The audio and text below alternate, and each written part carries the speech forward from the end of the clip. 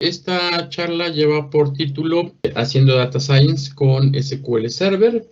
Rápidamente, Data Science e Inteligencia Artificial con la parte de SQL Server. Mi nombre es Jesús Gil, también conocido como Dr. Rudo SQL. Soy un MVP en el área de Data Platform. Y bueno, pues dicen que hablar bien de uno es vituperio, así que ahí van a estar los datos, entonces no hay necesidad de estar hablando de mí, ¿vale?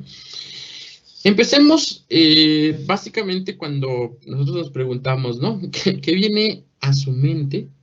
¿Qué le viene a ustedes en la mente cuando dicen inteligencia artificial? Bueno, pues quiero iniciar con un meme, porque cuando vemos inteligencia artificial, pues normalmente lo vemos como la parte de todo esto se resuelve con un simple if. ¿Cuántas veces no hemos escuchado que la gente minimiza el trabajo que se hace y que en este punto, obviamente, siempre dicen, ay, bueno, pues es que eso se resuelve con un if? Y entonces el meme, pues está basado en eso, ¿no? Que la inteligencia artificial creen que solamente es un if, ¿no? Y que aparte de esto es así como ramificado y anidado y todo el show, pero ¿qué es exactamente? O sea, ¿en dónde nosotros podemos ir aplicando todo este modelo? A lo largo de estos días de evento, ustedes han ido escuchando a diferentes ponentes hablando de distintas cosas que se están haciendo, ¿no? Y en este punto, hoy tengo esta oportunidad de estar hablando con ustedes, pues obviamente quiero hablar con la parte de lo que tiene que ver a nivel de la base de datos desde el punto de vista de un DBA, desde el punto de vista de un developer de Transact SQL, desde el punto de vista de una persona que ha hecho mucha inteligencia de negocios y que obviamente, pues en este punto siempre el activo más valioso es la parte de los datos. Los datos como tal es el activo más importante que tiene una empresa, eso no hay más, ¿verdad? Esto es porque se encuentre en un comercio de minorista, porque esté en la parte de atención médica, en la parte de telecomunicaciones, en servicios públicos, en negocios financieros, banking, etcétera, ¿no? Pero además de esto, la parte de los datos es que debemos estar muy familiarizados con la parte de dos casos. Uno, en un escenario de procesamiento de transacciones, un OLTP, y los datos transaccionales típicamente se almacenan en una base de datos, ¿ok? Puede ser de tipo, cosa llama SQL o una no SQL pero estructurada, etcétera, ¿no? Y los datos de estas transacciones son producidos por diferentes aplicaciones, una o varias aplicaciones de lo que se conoce como LOB, Line of Business, líneas de negocio. Y en este escenario está también el almacenamiento de información en el cual los datos se obtienen de diferentes fuentes, se obtienen de lo que es la parte de una carga, una parte de un ETL, extracción, transformación, y luego también la parte que internamente podemos estar haciendo limpieza, y esto se lleva hacia lo que sería el tema de un depósito de datos, llámenle en el Inter, Gineria, llámenle un ODS o un Data Warehouse. En este punto, entonces, al mismo tiempo, también se permite el tema de hacer análisis interactivo a través de lo que puede ser un tema de cubos de almacenamiento en la parte de lo que serían los modelos OLAP, y que obviamente, pues, en este tema siempre es muy requerido el estar interactuando de esa manera, ¿ok? Ahora, ¿cómo hacemos este cambio? ¿Ok? Porque típicamente cuando nosotros estamos trabajando en lo que es el tema de los datos, pues nosotros pudiésemos tener la parte de qué puedo hacer con la información. ¿Están de acuerdo? Y en esta parte de qué puedo hacer con la información, pues normalmente lo que le llamo es pasar de los datos en bruto, es decir, información que está sin tocar, simplemente como viene, y a partir de ello volverlo a la parte de lo que es una percepción, ¿ok? Pasar de los datos en bruto a las percepciones permite a los tomadores de decisiones obtener una comprensión más profunda de cada aspecto del negocio, y obviamente les ayuda a reaccionar ante nuevas situaciones comerciales. Ejemplo, imagínense que el siguiente escenario es un minorista. El analista de negocio nota que las ventas están cayendo, ¿ok? Y para las tiendas minoristas, para ciertas tiendas en específico. Aquí lo que nosotros tenemos que entonces preguntarnos es, ¿qué es lo que deseo? ¿No? ¿Qué es lo que se desea una vez que nosotros ya identificamos que tenemos un cierto problema, en este caso una caída de ventas? Bueno, pues ¿qué deseamos? Pues que el analista de negocio quiere profundizar o va a profundizar para comprender los detalles sobre lo que está causando la caída en las ventas, ¿ok? Y entonces, una siguiente pregunta que nos vamos a hacer es, ¿qué debo de hacer? Este analista, ¿qué es lo que debería de estar haciendo? Bueno, pues obviamente se debe de ejecutar un análisis, agregando, uniendo datos, teniendo información de múltiples fuentes de datos, filtrando, etcétera, ¿no? Y sobre ello, esto es porque recuerden que aquí podemos tener una gran cantidad de información que en este caso requerimos para ir pudiendo mejorarla y todo esto, ¿no?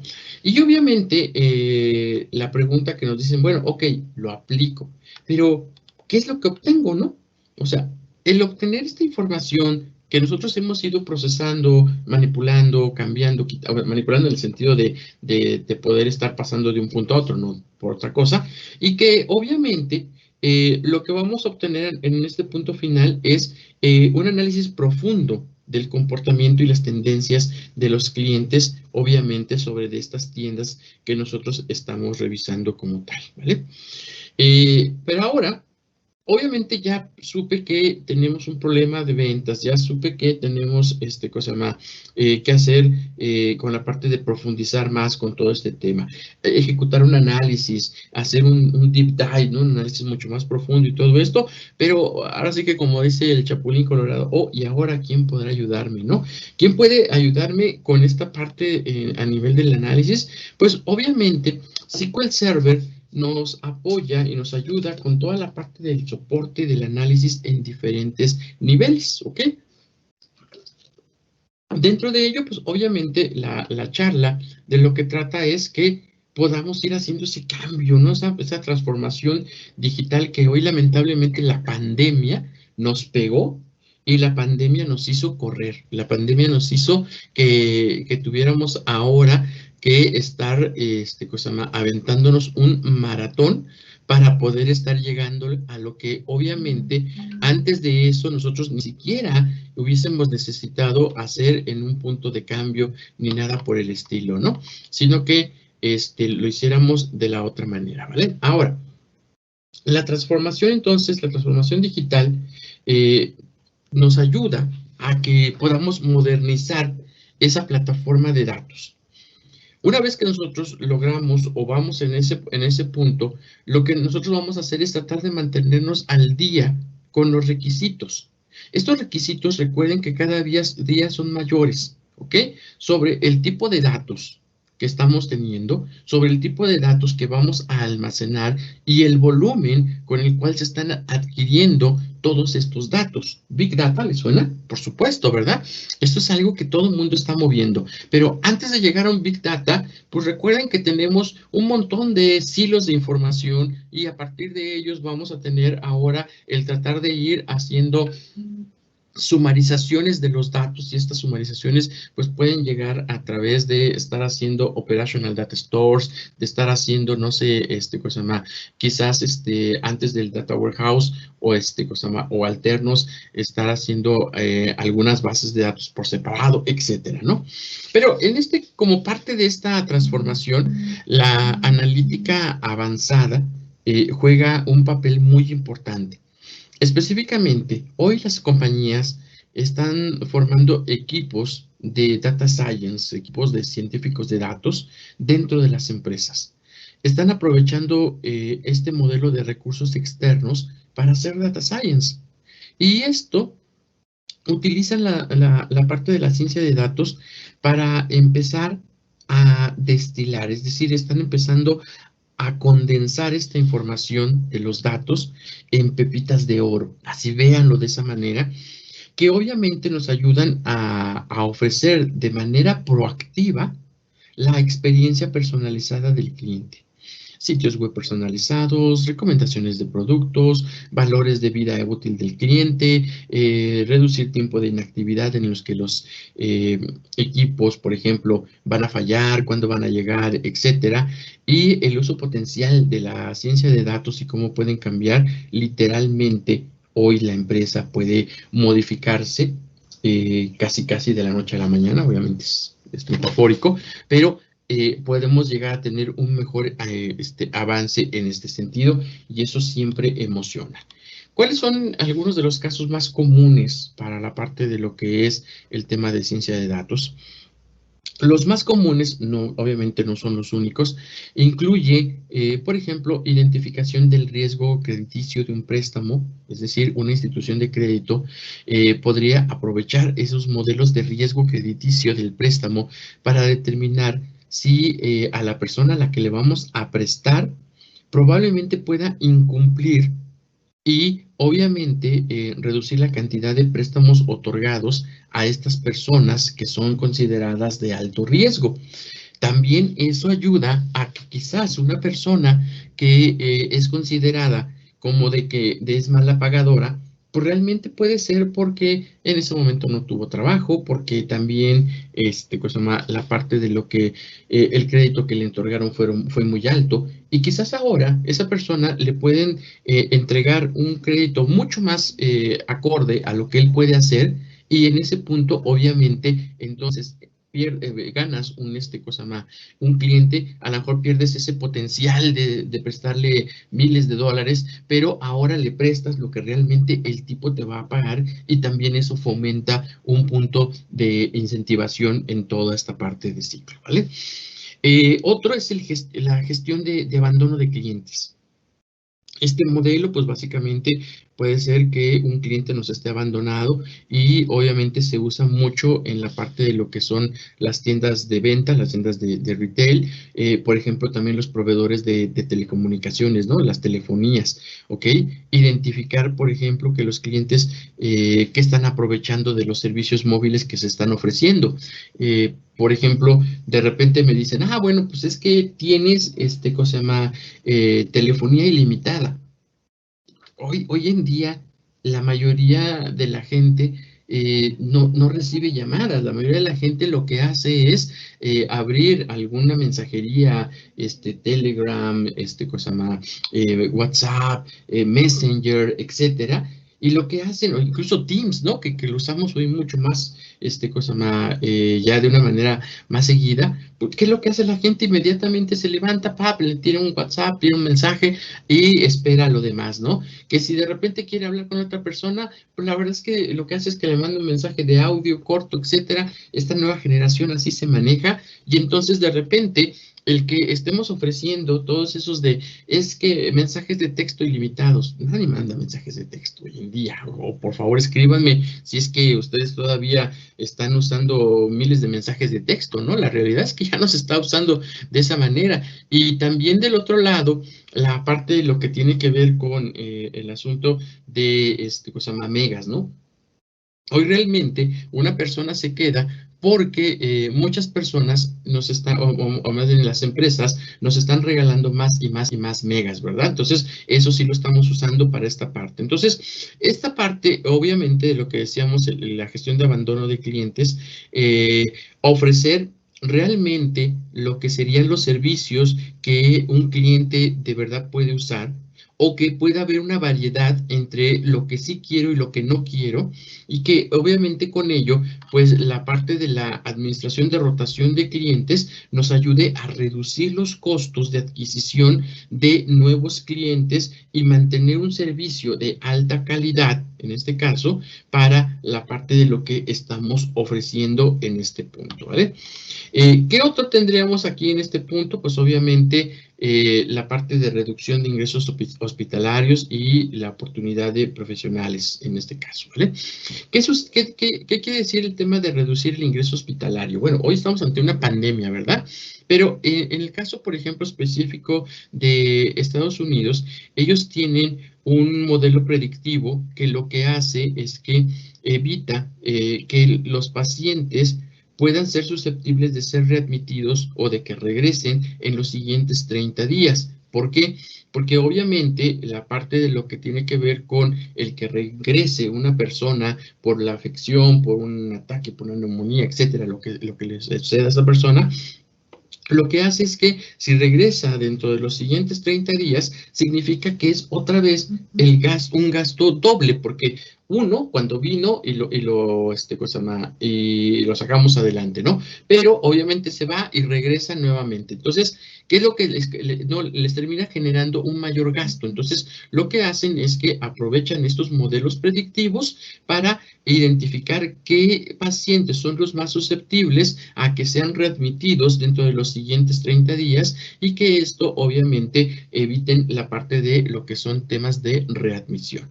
Y en esto también, obviamente, representa una gran oportunidad para todos aquellos que somos profesionales de la parte de base de datos, ya sea a nivel de la administración, ya sea a nivel del desarrollo, con Transact SQL, con la parte de Business Intelligence, etcétera, pero sobre todo por la facilidad de que hoy podemos empezar a generar más y más temas de lo que es la parte de un científico de datos para poder estar llevándolo en este caso. Y entonces, obviamente, ese es parte del sueño dorado, ¿no? El sueño de que podamos estarlo haciendo para poderlo llevar.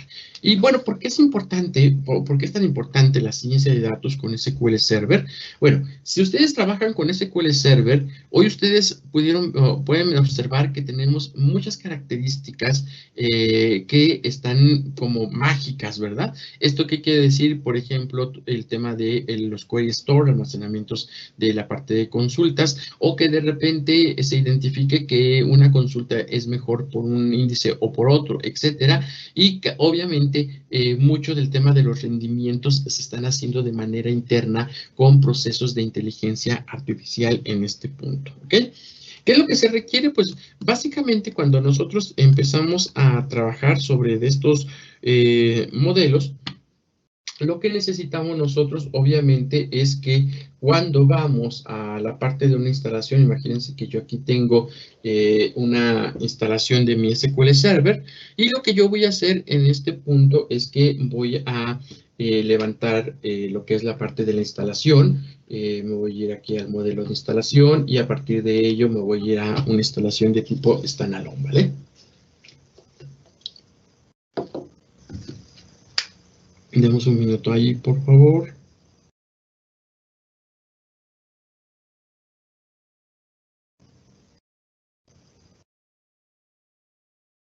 Aquí hay que darle siguiente para la parte de los updates, de que si hay algún cambio.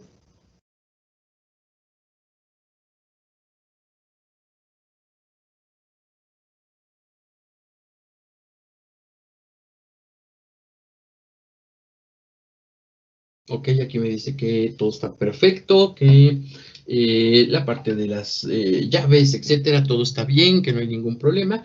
Y bueno, pues obviamente aquí lo único que nos está diciendo es un tema del firewall, que es un warning, no es un error, sino más bien es la parte de que se encuentra habilitado y todo lo demás, ¿ok? Ahora, obviamente, como yo ya tengo aquí una instancia previa, lo que yo necesito no es ejecutar una nueva instalación, sino agregarle nuevas características para poder de ello identificar lo que permite hacer SQL Server en este caso. Entonces, por ejemplo, aquí una de las cosas que yo voy a tener es que puedo agregarle, voy a maximizarlo, y vean que aquí en este caso yo tengo ya las opciones de lo que va a ser el tema de Machine Learning Services y la parte de extensiones de lenguaje para poder trabajar con lo que sería lenguaje R, Python, Java, etcétera. Esto, recuerden, desde la versión 2016 empezaron a hacer todos estos movimientos, la parte de 2017, hoy con 2019, y en la parte de 2017, porque obviamente también ahí se agregó la parte de interacción con el tema de Linux, ¿no? En este punto, ¿vale? Entonces, obviamente, pues aquí ya tenemos este primer punto. Y también un punto muy importante es que también pudiésemos estar trabajando con conectores, por ejemplo, para la parte de Hadoop File System, ¿no? Todo el modelo hace rato estábamos hablando de la parte de movernos con el asunto de lo que es, cosa se llama? La parte de la digitalización y pues, todo el mundo que está llegando, y también el tema de Big Data. Entonces, por ejemplo, acá el tema de Hadoop nos ayuda a que tengamos que estar entrando en este punto. Y aquí, obviamente, dentro de lo demás, pues aquí está el que una de las mejores características que se han agregado dentro de la parte de SQL, que es el tema de Machine Learning Server, ¿ok? Y si se dan cuenta, está en la parte del servicio de Standalone. Originalmente, donde nosotros estábamos viendo esta parte de lo que era el tema de Machine Learning, pues obviamente siempre nosotros lo teníamos que hacer en la parte de identificar y entrar dentro de nuestro portal de Azure. Y en la parte del portal de Azure, nosotros allí íbamos a la parte de Azure Machine Learning, ¿lo recuerdan? Entonces, por ejemplo, si aquí yo le digo Azure Machine Learning, y aquí se encuentra, por ejemplo, aquí está la parte de lo que sería el tema de Machine Learning. Aquí lo tenemos, en este caso, aquí tenemos la parte de la documentación, Workspace, etcétera. Y por acá podemos estar ahí identificando rápidamente todo ello, ¿no? Entonces, aquí tenemos la parte de lo que sería el Machine Learning. De hecho, vamos por acá a quitar esta parte. Decimos que nos los muestre. Y bueno, pues obviamente aquí tienen el Machine Learning Studio Classic, el Machine Learning Studio Web Services, los Workspace, etcétera, ¿no? Entonces, por ejemplo, aquí le das un clic y aquí ya puedes empezar. Dice, crea un espacio de Machine Learning Workspace, y normalmente siempre teníamos que estar teniendo todo esto, ¿verdad? Aquí teníamos que estar empezando a trabajar, identificar cómo se lleva y todo lo demás. Bueno, pues imagínense que ahora, en lugar de estar teniendo que tener los accesos hacia la parte de el tema de Azure, pues ahora también se integra para que ustedes puedan tener un tema de instalación, en este caso, de lo que sería el Machine Learning Server Standalone, ¿no? Y aquí entonces ya ahí lo vas a estar viendo, no tienes mayor tema, etc., sin problema en este sentido, ¿ok? Entonces, cosa más. Aquí de este lado, pues obviamente ya ustedes van a identificar qué es lo que se requiere. ¿A dónde van a llegar con todo esto? Pues obviamente lo que ustedes van a terminar haciendo es llegar a la parte de lo que sería, denme un minuto por acá. Ahí tenemos esta parte, aquí está ya. Y vean que en este caso, por ejemplo, ya tenemos una máquina construida con todo lo que sería el que pudiésemos nosotros estar haciendo diferentes cosas con la parte de Machine Learning, con la parte de Python, etcétera. Es una máquina que está pensada para hacer Data Science. Entonces, de hecho, ustedes la pueden ya tener reconstruida directamente en Azure. Ustedes pueden tomarlo de ahí. Y si se dan cuenta, bueno, pues dentro de las opciones, pues por acá vamos a tener el tema de R, ¿no? Por ejemplo, para poder estar trabajando con la versión R de cosa más, la open source, pero también ustedes pueden estar descargando una versión de Microsoft, de la de Microsoft R Services, la Microsoft R Studio. Entonces ahí lo podemos estar llevando. Entonces, si ustedes se dan cuenta, si ustedes están viendo, pues realmente tenemos ya mucha información, ¿no? Entonces aquí dice bla, bla, bla, sí, pues también pueden aquí cargar. Y si se dan cuenta, que tenemos el RStudio, ya tenemos aquí esta parte para poder empezar a generar toda la parte de los frameworks que nosotros vayamos, estos data frameworks que vayamos requiriendo. Y aquí ustedes pueden estar trabajando directamente. ¿Qué es lo que van a hacer? Pues aquí directamente ya empezar a generar ciertas condiciones con el tema de R, o cosa más, dentro de esta parte, pues también identificar el trabajo que se puede estar llevando, etcétera, ¿no? ¿Por qué es importante entonces, regresando al tema de la presentación? ¿Ok? Aquí en este punto, obviamente, una primera pregunta que tenemos que hacernos es, ¿qué significa hacer ciencia de datos y por qué es importante para nosotros como profesionales de las bases de datos? Hoy, La mayoría de los científicos de datos primero descubren cómo conectarse a muchas fuentes de datos, ¿ok?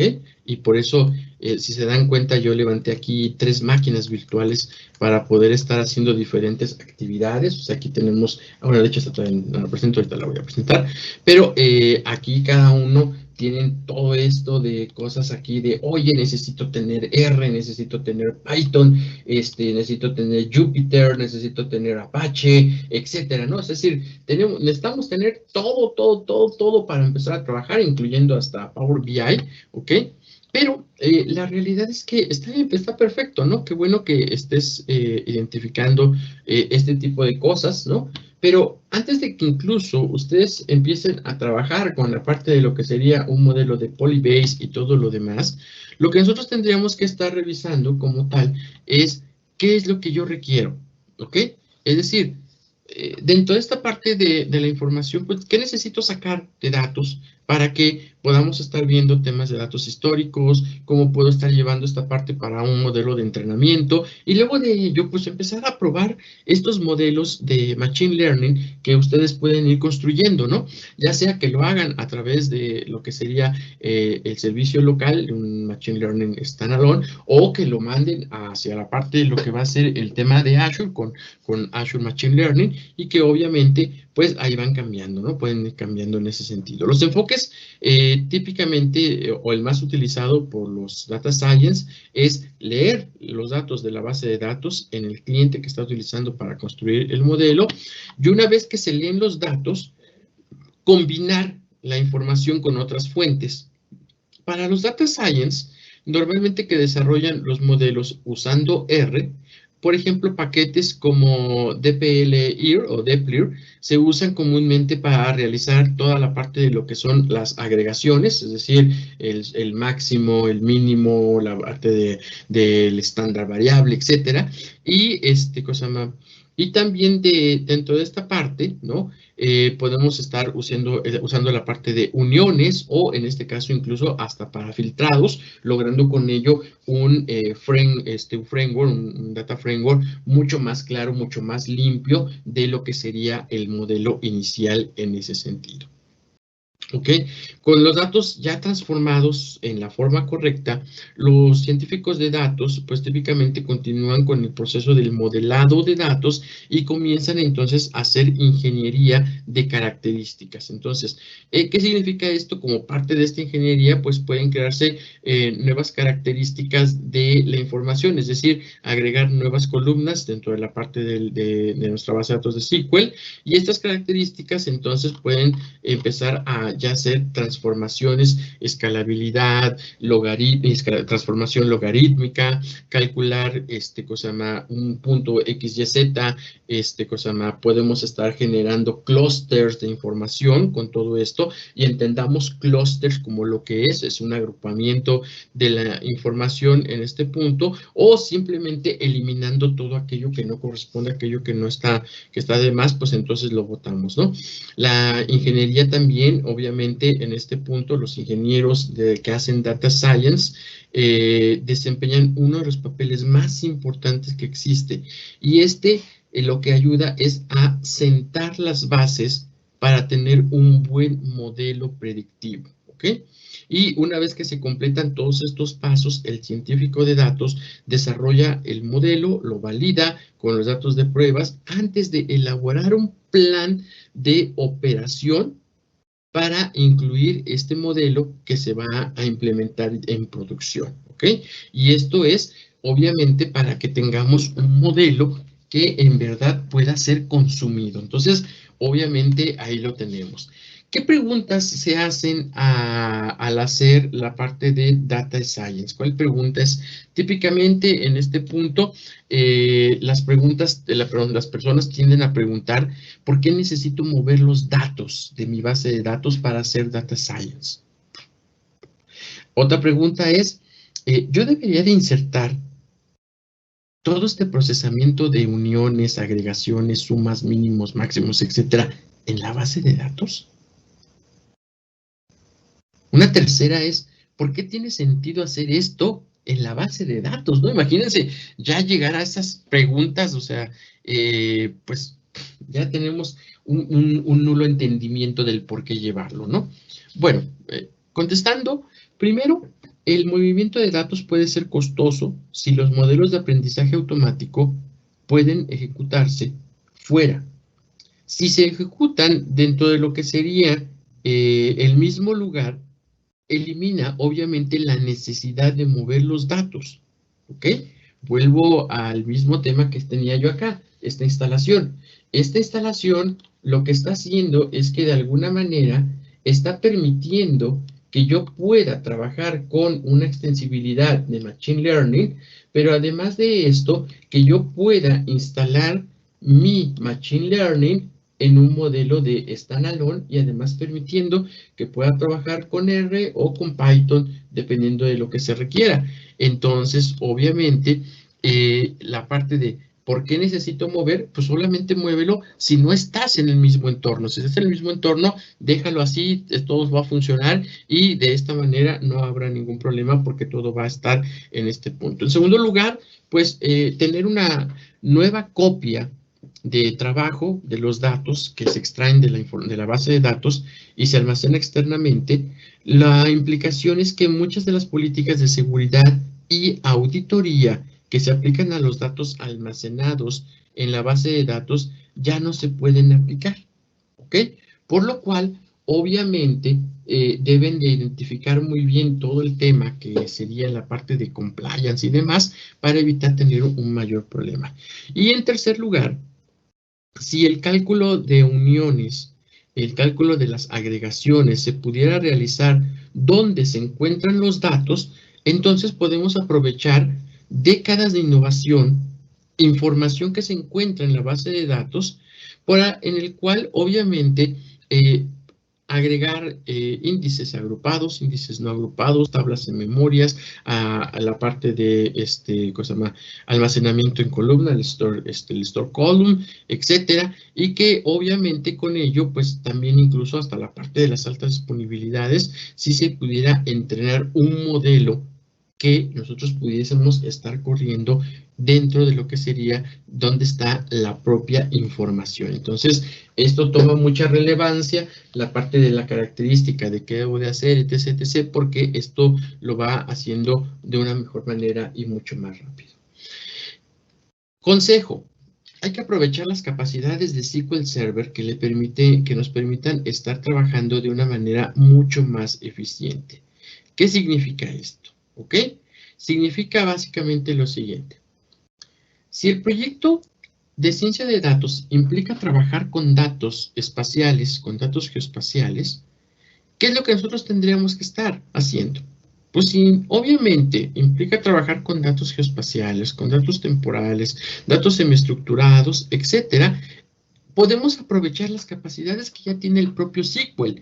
La base de datos que permita trabajar con tipos de datos de geografía, ya sea geométricos, geográficos, etcétera, nos permite trabajar esto desde la versión 2008. Sí, desde SQL Server 2008 se podía trabajar.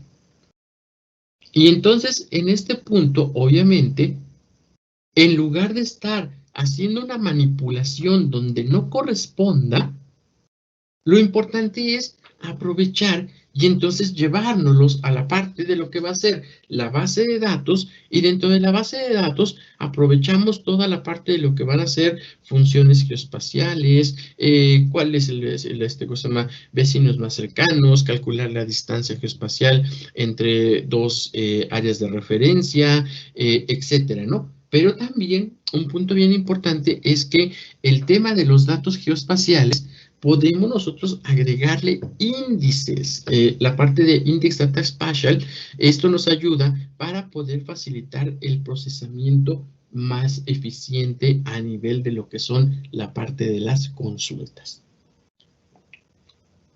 Para aquellos que alguna ocasión o que no han tenido la oportunidad de trabajar, bueno, pues aquí les muestro, esta es una base de datos de SQL Server, es una base de datos que estamos teniendo aquí, esta es una versión obviamente 2019, pero Estas características que estamos viendo de temas de mapas y eso, recuerden, apareció desde la versión 2008.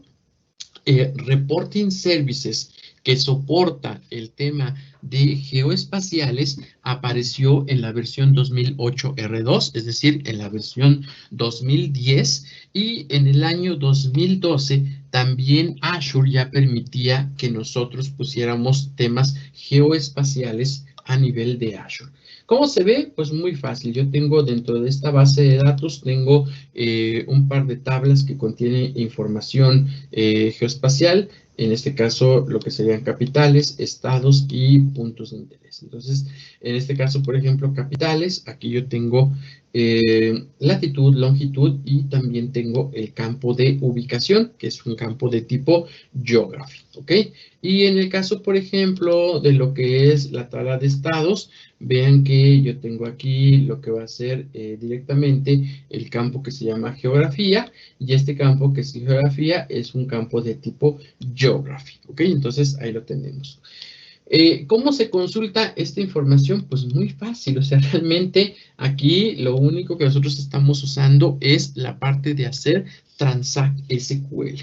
Y aquí simplemente le digo select asterisco de la tabla de capitales, ¿ok? Entonces ahora aquí le voy a decir ejecutar y vean que aquí ya me muestra en este caso estado, ¿ok? En algunos países de Latinoamérica le llaman departamento. Aquí está la parte del estado, el nombre de su capital, la población, la latitud, la longitud, bueno, latitud, etcétera.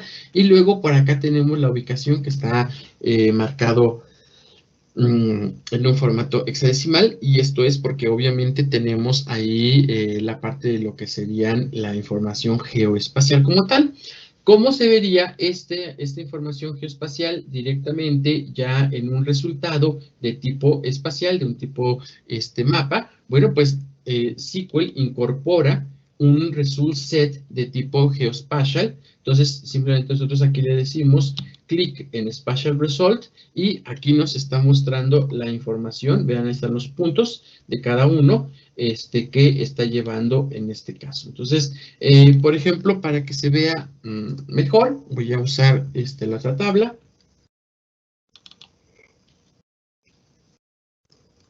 La tabla es la de estados.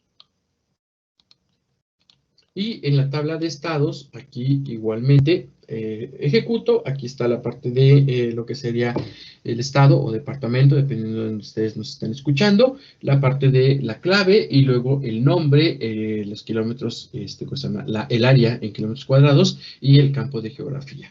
Sin embargo, a nivel de lo que sería el Spatial Result, si aquí yo lo abro, vean que en este caso, vean que ahora sí me muestra el mapa completo de México, ¿ok? Es decir, obviamente aquí dentro de cada uno de ellos, pues obviamente nosotros aquí tenemos la parte de lo que sería este polígono, ¿ok? Esta parte del polígono. Un polígono se define básicamente como la parte inicial es idéntica a la parte final para que pueda estar teniendo un principio y un fin, pero siempre llegando hacia el mismo punto. Entonces, bajo esa definición, ustedes aquí pueden estarlo viendo. Y si se dan cuenta, pues obviamente aquí estamos aprovechando ya directamente estas capacidades que tiene el propio SQL Server para que podamos estar trabajando de una manera completamente eficiente en este punto, ¿ok?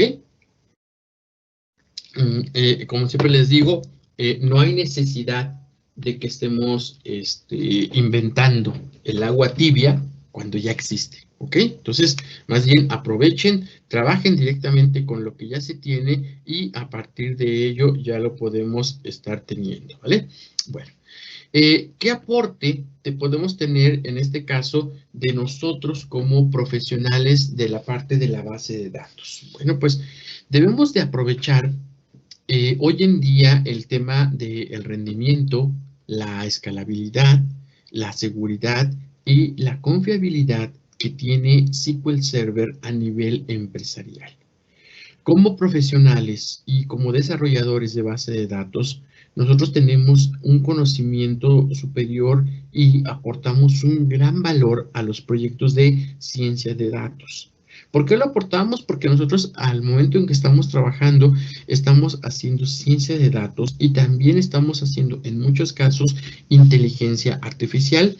Es decir, donde sabemos dónde residen los datos, dónde está la parte del beneficio, etcétera, ¿no? Todo esto es por tener la parte de poder aprovechar los rendimientos y obviamente lo más importante es que eliminamos la necesidad de tener movimientos costosos de información. Alguien me podría decir, no, Jesús, pero es que eso era antes porque hoy con el Azure ya es mucho más barato. Sí, en efecto, Azure nos da esa ventaja de poder tener costos baratos a nivel del storage, pero no nos quita las horas de procesamiento para poder estar haciendo todos esos modelos de integración y sobre todo si no tenemos claro el terminar de hacer esa parte de los modelos, pues definitivamente lo estamos haciendo mal en ese punto. Entonces, lo mejor es el tema de qué podemos estar aportando.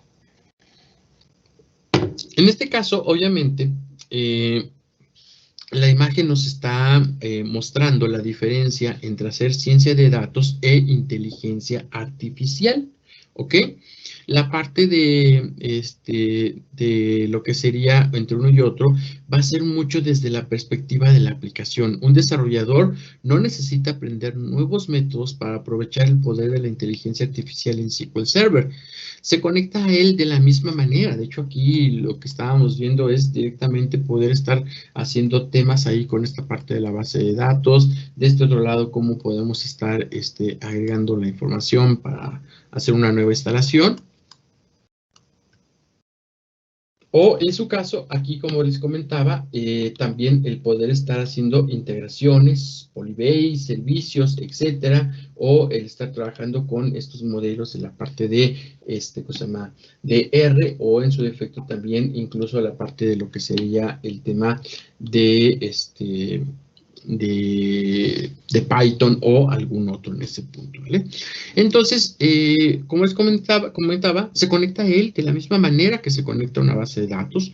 Se invocan procedimientos almacenados en SQL que pueden encapsular código de R o código de Python. Y el procedimiento almacenado siempre se acaba convirtiendo en un procedimiento almacenado inteligente porque obviamente ya le conlleva o le agregamos mayor información para esta parte. ¿Qué consideraciones importantes debemos de tener cuando estamos haciendo proyectos de ciencias de datos? Uno, la parte de la operación, qué modelo predictivo debo de usar, qué herramientas debo de estar usando para poderlo hacer y también qué tipos de datos debemos de tener en la parte de la base de datos. Entonces, es muy importante, sobre todo porque cuando se lanza la parte de SQL Server 2016 R Services, pues nos permitía ajustar código de R como parte de los procedimientos almacenados y después de completar los entrenamientos, pues típicamente los modelos predictivos se almacenan como un var binary en una tabla de base de datos en este punto, ¿vale? Entonces, pues ahí es algo de lo que se quiere. Ahora, la pregunta también, ¿las aplicaciones de .NET pueden invocar procedimientos almacenados o pueden invocar diferentes servicios? La verdad es que sí, o sea, una aplicación de .NET, Java, Node.js, etcétera, se puede conectar a SQL Server e invocar los procedimientos almacenados y esto es para usar el modelo predictivo, para hacer predicciones en nuevas instancias de datos y continuando con la parte de lo que fue SQL Server 2017, ¿no? 2016 agrega R Services.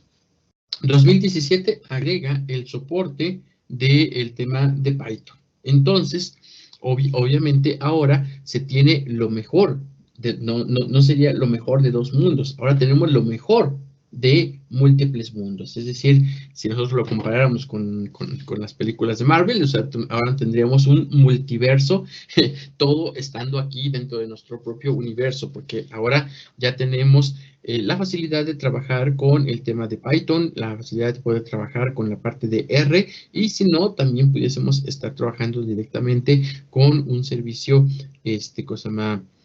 local, ¿no? Entonces, aquí ya tenemos una gran ventaja en este punto y obviamente la parte de lo que sería el estar agregándole Machine Learning o el Deep Machine Learning, el aprendizaje profundo, pues nos ayuda a que tengamos todos estos modelos predictivos como tal. En la parte de los procedimientos almacenados para la parte del tema de Machine Learning y la parte de inteligencia artificial, al encapsular los modelos de aprendizaje automáticos y de inteligencia artificial como parte de un procedimiento almacenado de SQL, este nos va a permitir que SQL trabaje directamente con la parte de la inteligencia artificial, ya que conoce la información. Existen otras ventajas para usar procedimientos almacenados para poder generar operación dentro del aprendizaje automático y la inteligencia artificial también están incluidas en ese punto. Las aplicaciones pueden aprovechar los controles de base de datos existentes para conectarse a un SQL Server y muchos lenguajes de programación tienen controladores de base de datos que les permiten conectarse a SQL.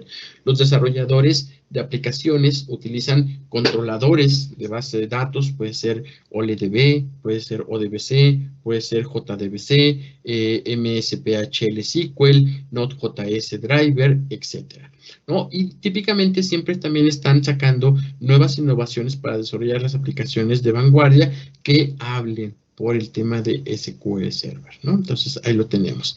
Y además, obviamente, las empresas pueden tener aplicaciones de línea de negocio existentes que ya estén operando, que estén haciendo operación, y al aprovechar la parte de los procedimientos almacenados, trabajando con Machine Learning, inteligencia artificial en SQL, esas aplicaciones pueden evolucionar de una manera rápida porque es una inserción quirúrgica, es una inserción muy fácil de poderlo llevar y que obviamente no tendremos un problema. Y en la parte de lo que sería la capa de aplicación, el procedimiento almacenado se comporta como cualquier otro procedimiento almacenado. De hecho, si ustedes le pueden corroborar aquí en este punto, se van a dar cuenta de que lo que se hace, de lo que estamos teniendo, son capas muy fáciles de poder consumir todo aquí directamente. Obviamente, ¿dónde puedo alojar? Es una pregunta, el modelo para hacer inferencia. Pues obviamente esto en la parte de lo que va a ser el tema de Machine Learning, pueden estarlo llevando hacia la parte de lo que serían el servicio con Azure, ¿no?